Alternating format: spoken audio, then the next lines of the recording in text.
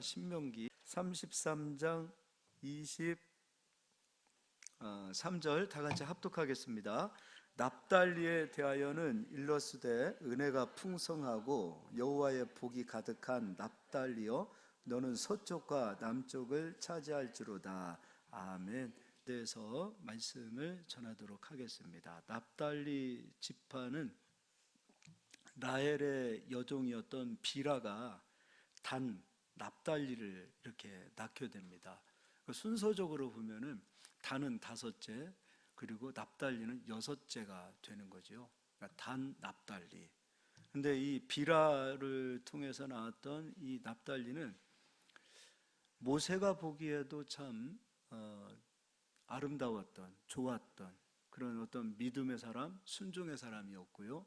또 야곱이 보았을 때도 우리 납달리는 참 괜찮은 아이구나.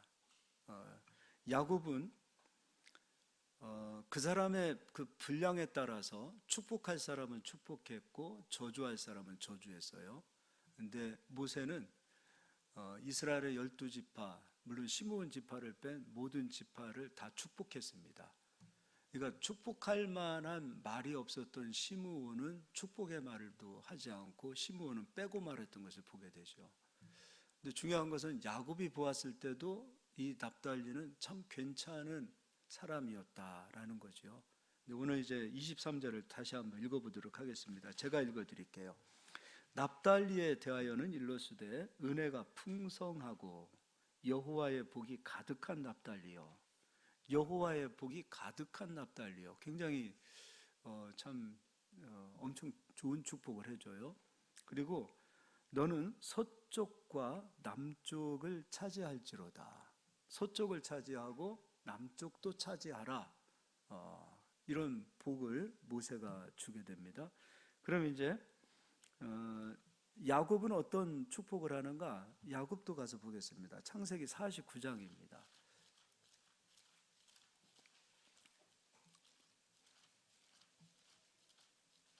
창세기 49장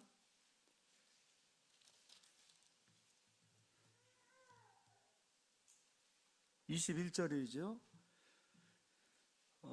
제가 읽어드릴게요. 납달리는 노인 암사슴이라 아름다운 소리를 바라는도다.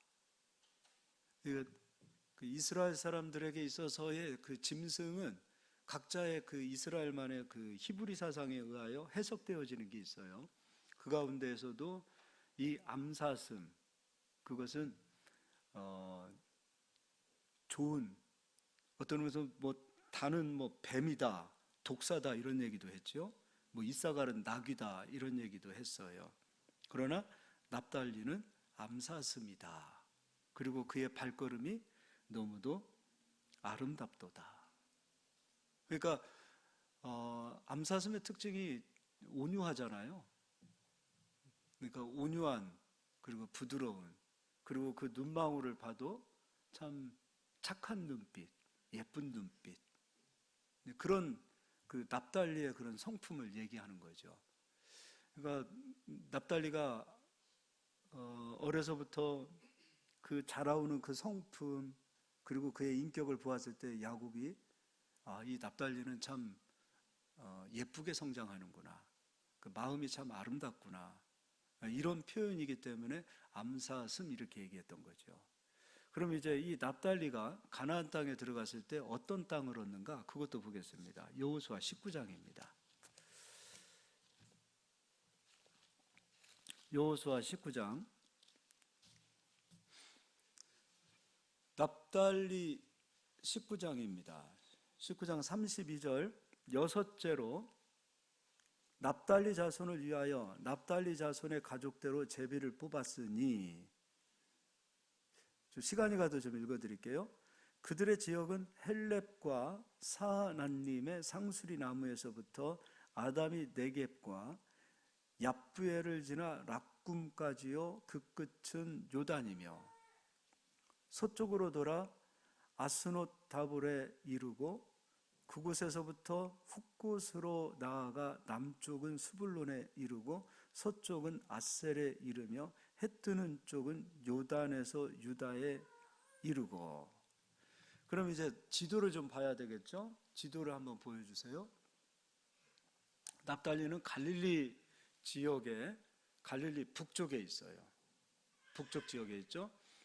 요단강을 건너서 므낫세 반지파가 있고, 또 위로는 단 지파가 있고, 그리고 다음 주에 하게 되어질 아셀 지파는 지중해 쪽에 있어요.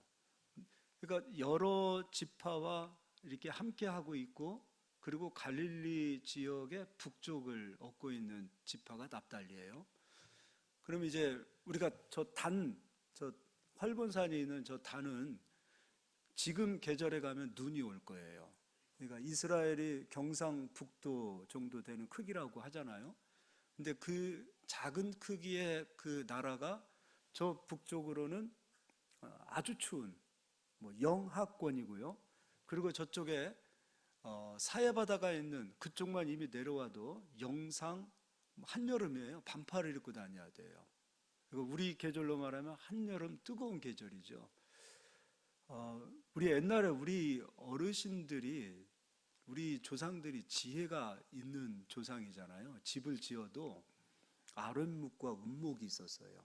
아랫목은 따뜻해요. 그리고 윗목은 차가워요. 그럼 공기가 달라요. 그러면 이 공기 자체는 똑같이 뜨겁든지 똑같이 차가우면 공기는 그냥 그대로 멈춰 있어요. 그런데 아래는 뜨겁고 위에는 차가우면 이 공기가 순환을 해요. 공기가 살아있는 거죠. 그러니까 우리 어렸을 때 그런 집에서 자고 나면 아침에 머리가 시원해요. 근데 요즘에 우리 현대 우리 아파트나 이런 구조는 전반적으로 방 전체 거실까지 다 공기가 그 온도가 똑같아요. 순환이 안 되는 거예요. 그러니까 아침에 자고 일어나도 머리가 띵한 이유가 바로 거기에 있어요. 저희도 우리 교회 지금 그 본당과 저 현관의 온도가 달라요. 그래서 그 이유는 그거예요. 공기를 순환하라는 거예요. 예배 시간에도. 그 예배를 드릴 때도 이 온풍기를 쓰기보다는 이 보일러를 통해서 한쪽은 좀 따뜻하고 한쪽은 차가우면 공기는 이렇게 도는 것처럼. 근데 제가 왜 그 얘기를 하냐면 이스라엘은 아래쪽은 따뜻하고 위쪽은 차갑고, 그러니까 전반적인 공기 자체가 순환이 되는 거예요. 그리고 저 지중해에서 바닷바람이 불어오고, 그리고 저 아래 사막에서 뜨거운 바람이 불어오고, 또 요단강 건너편에서 불어오는 그 공기 온도 차이가 다르기 때문에 이스라엘 전반적으로 공기가 순환되어지는, 방으로 놓고 보면은 공기가 계속 살아서 움직이는 그런 어떻게 보면 좋은 나라죠. 우리는 한겨울 다 춥고 여름 다 덥잖아요. 근데 저런 좋은 곳에 가 있기 때문에 어떤 면에서 보면은 그런 면에서는 참 이스라엘이라는 땅이 좋은 땅이다. 저는 이렇게 놓고 봅니다. 저 문 열어놓으시는 게 좋을 것 같아요. 예배 시간에도 공기가 순환되도록. 자, 저 지역에 납달리가 저 갈릴리 윗지방을 얻게 되었는데, 이제 납달리 이들이 가지고 있는 성품을 한번 좀 보도록 하겠습니다. 사사기를 가서 보겠습니다. 사사기 4장이에요.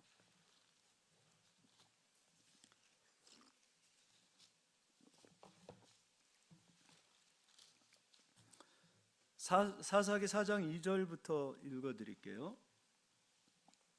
여호와께서 하솔에서 통치하는 가나안 왕 야빈의 손에 그들을 파셨으니 그의 군대 장관은 하로셋 학고임에 거주하는 시스라요.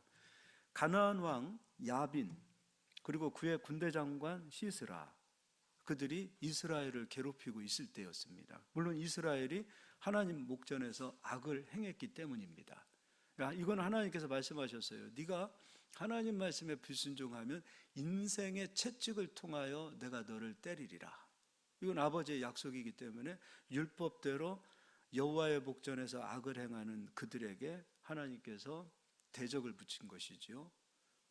그리고 이제 이스라엘 백성이 하나님 앞에 부르짖습니다. 3절, 야빈 왕은 철 병거 900대가 있어 20년 동안 이스라엘 자손을 심히 학대했으므로 이스라엘 자손이 여호와께 부르짖었더라.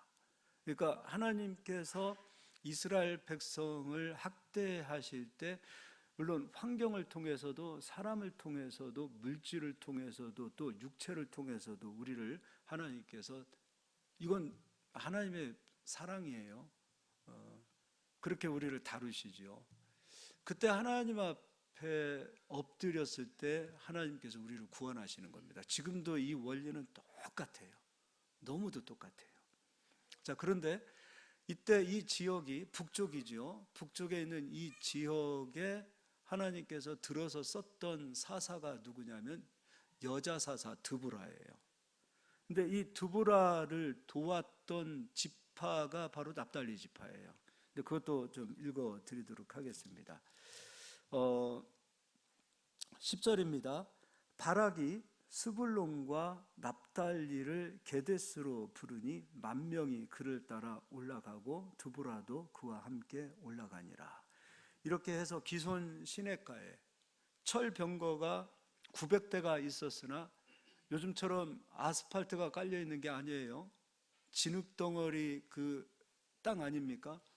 근데 그곳에 비가 내리지 않으면 그 땅은 그냥 단단한 땅이 되어지겠지만 비가 내리면 진흙구덩이가 되어지는 거죠. 근데 이 시기는 지금 비가 내리는 시기가 아닌데 하나님께서 하시는 전쟁으로 하나님께서 그 기손 시냇가에 폭우를 내리셨고 그 강에 물이 넘침으로 말미암아 철병거가 쓸모없게 된 거예요. 그렇게 하여 이스라엘의 대승을 얻게 되어질 때 이때 이스라엘이 위기에 처한 그 상황 속에서 최선방에 서서 싸웠던 지파가 납달리 지파예요. 이제 이번에는 6장도 가서 보겠습니다. 조금 전에 얘기했던 그 드보라를 도와서 전쟁에 승리했을 때 르우벤 지파 같은 경우는 어땠습니까? 앉아서 토론한 거예요. 이 전쟁 이길 수 있을까? 가능할까? 그게 바로 르우벤 지파가 했던 일이고 납달리 지파는 그러지 않았어요. 가서 이스라엘을 도와서 싸웠던 거죠. 이제 이번에는 6장을 가서 보겠습니다. 이제 기드온이 나오죠. 사사 기드온을 통해서 미디안의 손에서 하나님께서 이스라엘을 구원시킬 때 물론 지도자 기드온을 택하십니다. 그때도 기드온을 도왔던 지파가 바로 납달리 지파예요. 근데 이때도 마찬가지로 함께 싸우기보다는 뒤에 물러서 있었던 지파들도 있었죠. 에브라임 지파와 같은 그런 지파들이 있었지요. 그런데 이 납달리 지파는 민족이 위기 가운데 있을 때, 형제들이 고통 가운데 있을 때 뒤로 물러서기보다는 최선방에 서서 싸웠던 것이죠. 교회에서도 임원하면은 힘들잖아요. 힘들잖아요, 솔직하게. 그러니까 뭐 여전도 회장, 총무 서로 다 안 하려고 그러잖아요. 대형 교회처럼 뭐가 떨어지면은 막 서로 하려고 할 수도 있겠지만 이 작은 교회에서들은 서로 안 하려고 그러잖아요. 귀찮잖아요. 그러면 안 돼요. 교회를 그렇게 하면 안 돼요. 주님의 일은 작은 것이라도 귀하게 여길 수 있어야 돼요. 작은 것을 더 귀하게 여길 수 있어야 되겠죠. 이때 6장 35절 보겠습니다. 35절. 기드온이 또 사자들을 온 므낫세의 두루 보내매 그들도 모여서 그를 따르고 또 사자들을 아셀과 스불론과 납달리에 보내매 그 무리도 올라와 그를 영접하더라. 그렇게 해서 싸워요. 근데 이런 시기점에 항상 뒤로 빠지는 사람들이 있어요. 루벤 지파처럼 또는 에브라임 지파처럼. 그러고 나서 나중에 전쟁에 승리하고 왔을 때는 왜 우리를 빠뜨렸느냐라고 얘기하죠.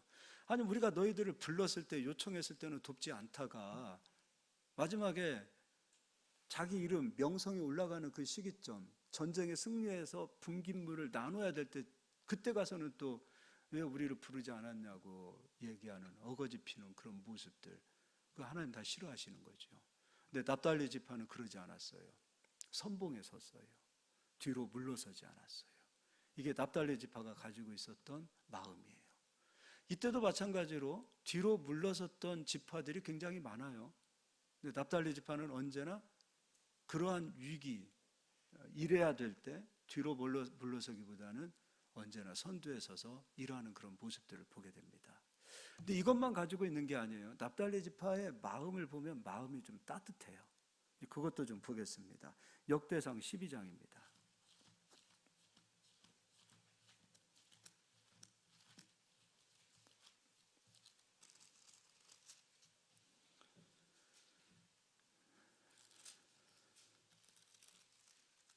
12장 34절을 먼저 읽어드릴게요. 납달리 중에서 지휘관 1000명과 방패와 창을 가지고 따르는 자가 3만 7천 명이요. 다윗을 왕으로 세울 때 다윗이 왕권을 세우기 위하여 나라를 만들어 갈 때 납달리 지파는 이들은 뒤로 빼는 사람들이 아니니까 마땅히 군사들을 보내주지요. 거기서 끝나지 않아요. 물품으로도 도와요. 40절에 또 39절부터 좀 읽어드릴게요. 무리가 거기서 다윗과 함께 사흘을 지내며 먹고 마셨으니 이는 그들의 형제가 이미 식물을 준비하였음이며 또 그들의 근처에 있는 자로부터 이사갈과 스불론과 납달리까지도 나귀와 낙타와 노새와 소에다 음식을 많이 실어 왔으니 곧 밀가루 과자와 부화가 과자와 건포도와 포도주와 기름이요 소와 양도 많이 가져왔으니 이는 이스라엘 가운데에 기쁨이 있음이었더라. 그러니까 마음도 따뜻한 사람들이에요. 의리가 있는 사람들이고 그리고 헌신할 줄 아는 사람들이고 그리고 마땅히 자기들의 소유를 나눌 수 있는 마음이 따뜻한 사람들이에요. 이게 납달리 지파가 가졌던 그 DNA였던 거죠. 아버지가 보았을 때도 온유한 성품, 사슴처럼 그 반항기 없고 순수하고 그런 모습, 그리고 그가 걷는 발걸음조차도 아름답도다. 모세도 마찬가지죠. 너는 여호와께 복받은 자라 이렇게 얘기하는 거죠. 근데 이 성품이 고통을 가져오게 되어졌어요. 어떤 고통인가? 북이스라엘이 하나님 말씀에 떠났을 때 하나님께서 북방에 아수르 민족을 데려다가 북이스라엘을 심판하셨을 때 이들이 가지고 있는 성품은 아수르는 우리말로 하면 우리 민족을 지금 빼앗아가고 우리나라를 빼앗아가는 대적들이죠. 그러니까 이들이 가지고 있는 그 DNA는 그들과 싸워야 되죠. 그러니까 나라가 위험에 처했을 때 외면하지 않는 그 모습들, 그냥 그 모습 그대로 가지고 가 있기 때문에 전승에 의하면 아수르 민족이 왔을 때 가장 극렬하게 끝까지 최후에 피 흘리며 싸웠던 지파가 납달리 지파랍니다. 그래서 이 아수르 왕이 북이스라엘을 점령했을 때 가장 많은 핍박을 했던 지파가 납달리 지파, 저 지역이었던 거예요. 그거를 좀 읽어보도록 하겠습니다. 열왕기하입니다. 열왕기하 15장이에요.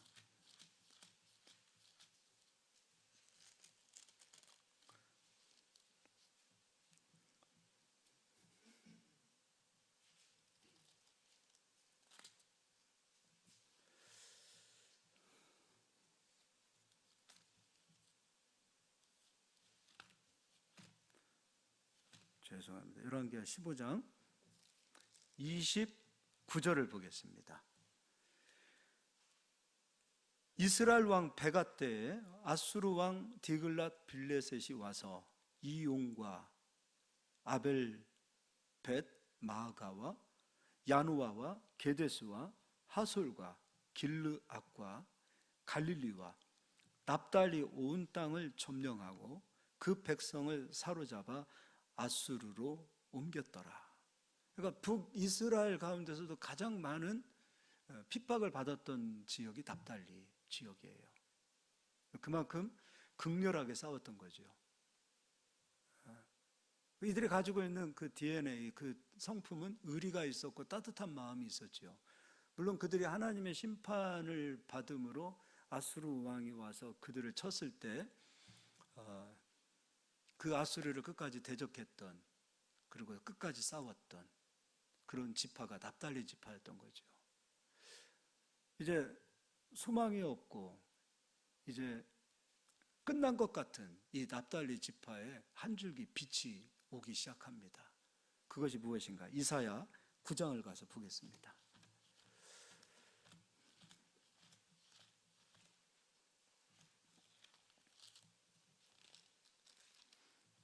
이사야 9장 1절, 전에 고통받던 자들에게는 흑암이 없으리로다.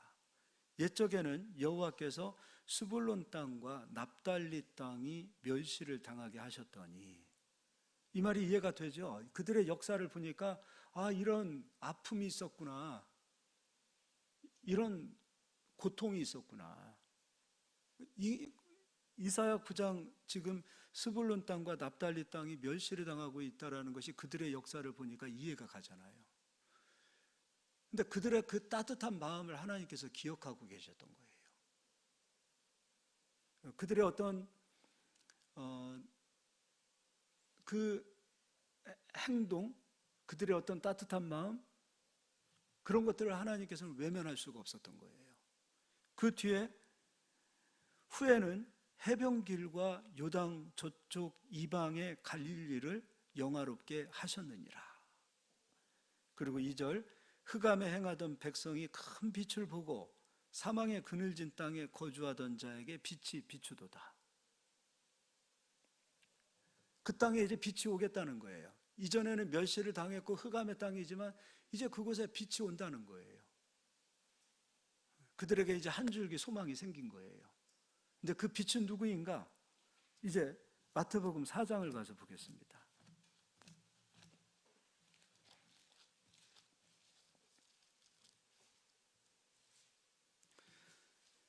4장 13절부터 읽어드리겠습니다. 나사렛을 떠나 수불론과 납달리 지경 해변에 있는 가버나움에 가서 사시니, 이는 선지자 이사야를 통하여 하신 말씀을 이루려 하심이라. 일러스되 수불론 땅과 납달리 땅과 요단강 저편 해변길과 이방의 갈릴리여, 흑암에 앉은 백성이 큰 빛을 보았고 사망의 땅과 그늘에 앉은 자들에게 빛이 비추었도다 하였느니라.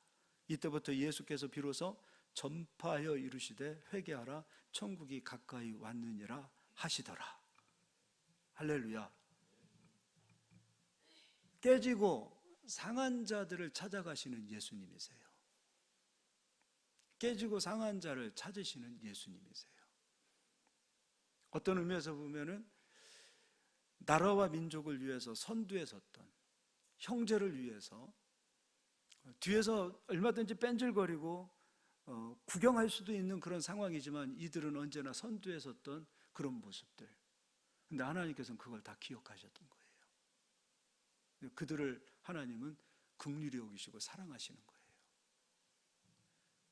그리고 얼마나 깨져 있겠습니까? 얼마나 이들이 공고하겠습니까? 계속해서 멸시를 받았던 그 상한 마음, 그들을 하나님은 찾아가시는 거죠. 근데 우리가 예수님을 이야기할 때 예수님은 부유한 자를 찾지 않으십니다. 돈이 많은 부유한 자가 말하는 것이 아니라 마음이 부유한 자를 찾지 않으세요. 마음이 가난한 자를 언제나 찾으세요. 돈이 없는데 마음은 너무 부자처럼 사는 사람이 있어요. 즉 하나님의 은혜를 필요로 여기지 않는 사람들이 있습니다. 부자이면서도 많은 것을 가졌음에도 하나님의 은혜를 사모하는 자가 있어요. 우리가 신앙생활을 하다 보면 제일 위험한 것이 무엇이냐 하면 마음이 부유해질 때예요. 근데 그 마음은 언제 부유해지는가? 신앙생활을 하는 자들이 마음이 부유해질 때는 세상 사람들이 마음이 부유해질 때와 조금 달라요. 세상 사람들은 가진 것이 없어도 예수를 필요로 하지 않아요. 그런데 신앙생활을 하는 성령을 받고 예수를 믿는 자들이 마음이 부유해질 때는 언제냐면 가진 것이 없을 때가 아니라 가진 것을 너무 많이 소유할 때 마음이 부유해져요. 그러니까 예수 믿는 사람들은 물질과 마음이 항상 같이 가요.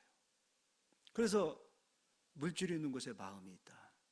너 물질을 하나님처럼 섬겨서는 안 된다라고 얘기하고 있어요. 성공했을 때, 그리고 내 이름이 모든 사람이 알아줄 정도로 이름이 빛나기 시작할 때, 그리고 돈이 많이 벌릴 때, 하는 일들이 잘 될 때 하나님을 의지하기보다는 마음이 부유하니까 하나님의 힘이 점점 멀어지기 시작하는 거예요. 모든 것이 다 하나님의 은혜였습니다라고 가지지 못했을 때는 고백하는데, 너무 많이 가지면서 어느 정도 전문가들이 되면서 성공하면서 나름대로 이제 우월감이 생기기 시작하는 거예요. 그러면서 마음이 부유해지고 주님을 들찾기 시작하는 거예요. 우리는 마음이 가난해져야 돼요. 마음이 가난해져야 돼요. 그리고 애통하는 자들이 돼야 돼요. 그리고 의에 줄이고 목마른 자들이 되어야 합니다. 이 4장이 딱 끝나고 5장이 나오지요. 5장의 시작이 무엇입니까? 바로 8가지 복 있는 자의 마음을 얘기해요. 즉, 누가 예수님을 만나게 되어지는가?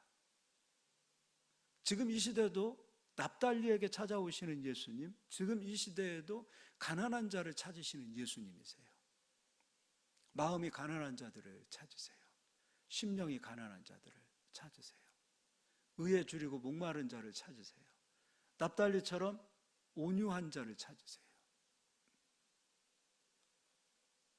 이기적인 생각, 이기적인 판단으로 갔다면 민족이 전투를 할 때 책상에 앉아서 의논이나 하고 있을 수도 있고, 쟤들이 어떻게 싸우는가 구경도 할 수 있었겠지만 납달리 지파는 그러지 않았어요. 언제나 희생하는데 가장 앞장섰어요. 하나님은 그들을 긍휼히 여기시고 사랑하시고요.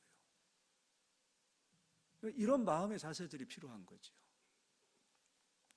5장을 보면 제가 읽어드릴게요. 여러분 들으시기 바랍니다.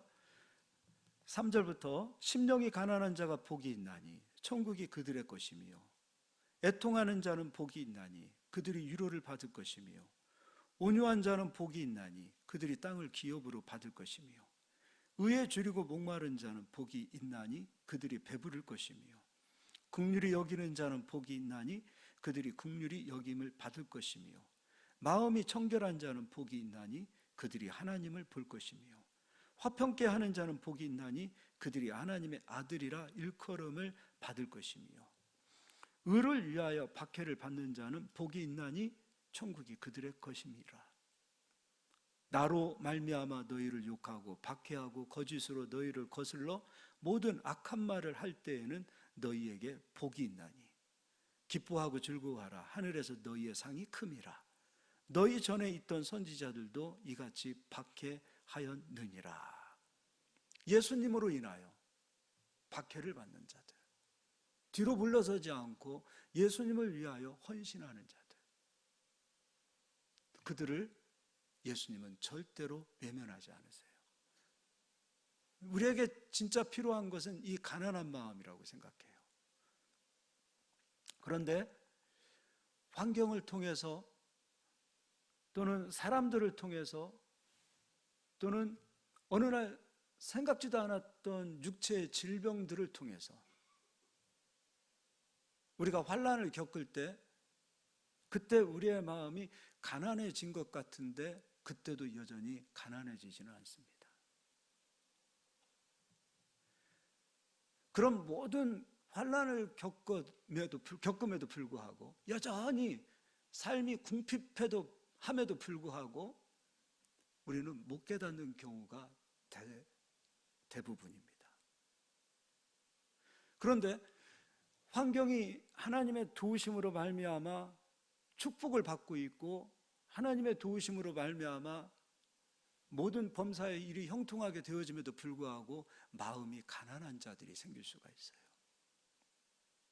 그러니까 그리스도인들은 환난을 겪고 핍박을 겪는다고 해서 다 가난해지는 게 아니에요. 형통하게 되었다고 해서 가난한 마음을 갖지 못하는 것도 아니에요. 분명히 형통한 자인데 마음이 가난한 자가 될 수 있고, 분명히 형통하지 않음에도 불구하고 마음이 부유한 자가 있을 수 있다는 거예요. 그럼 어떻게 해야 우리의 마음이 가난해지는가? 환경을 통해서, 어려운 고통을 통해서 내 힘으로 안 된다는 것을 철저히 깨닫는 자들은 자기를 부인하기 시작해요. 그때 비로소 하나님 앞에 무릎을 꿇을 수 있어요. 기도는 자기를 발견하게 돼요. 자기 속에 깊이 잠재워져 있는 옛사람을 보기 시작해요. 기도를 하면 할수록, 더 깊이 하나님 앞에 무릎을 꿇으면 꿇을수록 나는 작아지고 하나님은 커지기 시작해요. 내가 이것밖에 안 되는 존재였구나. 내 힘으로 할 수 있는 것이 아무것도 없었구나. 그러니까 분명히 형통함에도 불구하고, 하나님이 축복을 하심에도 불구하고, 그러한 그냥 바리새인처럼 형식적인 기도를 말하는 것이 아니에요. 모세가 가나안 땅에 들어가지 않아도 하나님께서는 분명히 출애굽기에 모세야 너 가나안 땅에 데리고 갈게 하셨음에도 불구하고 모세는 아니요 하고 구했던 것이 하나님의 영광이었어요. 나는 하나님을 더 깊이 알고 싶습니다. 하나님 은혜 안에 더 들어가고 싶습니다. 그 기도를 말하는 거예요. 주님을 더 깊이 알고자 하는, 그 주님의 그 깊으신 그 은혜 안에 들어가고자 하는 그 기도가 우리의 삶 속에 있어야 되는 거예요. 그때 비로소 주님이 주시는, 그 성령이 주시는 그 마음이 있어요. 그때 내가 비로소 가난한 자의 마음을 갖기 시작하는 거예요. 그때 주님이 일하시고, 그때 주님이 우리를 이렇게 세우시고, 주님의 영광이 우리를 통해서 빛으로 드러나기 시작하는 거예요.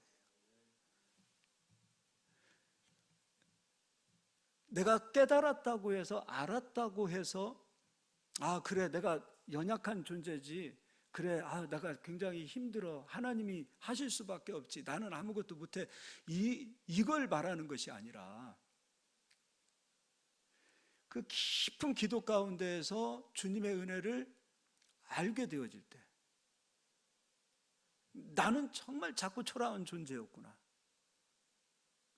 그러나 주님의 크기는 우주보다 크신 그 크기를 알게 되어질 때 비로소 마음이 깨지기 시작하는 거예요. 가난한 자의 마음은 나는 작아지고 주님은 커지는 거예요. 근데 언제부터인가 우리가 이걸 잃어가기 시작해요. 주님 없이도 일을 할 수 있을 것 같고, 주님 없이 달려왔던 나의 삶을 돌이켜보시기를 바랍니다. 2023년도 마지막 설교가 납달리어서 감사합니다. 무엇을 돌아봐야 되는가? 내가 주님의 길을 열어드리는, 기도를 드리는 사람이었는지, 기도를 통해서, 그 광야를 통해서 주님의 크심을 고백하고 나의 작아짐을 깨닫고, 기도는 광야입니다. 그곳에서 우리는 주님의 크기를 만나야 돼요. 그리고 나의 벌거벗은 모습을 발견하셔야 되고요. 그래야 비로소 우리는 복 있는 자가 되어져서 가난한 자가 되고, 애통하는 자가 되고, 온유한 자가 되어지고, 의에 줄이고 목마른 자가 되어지고, 화평케 하는 자가 되어지고, 그런 주님의 은혜를 강구하는 저희들이 되실 수 있기를 소망합니다.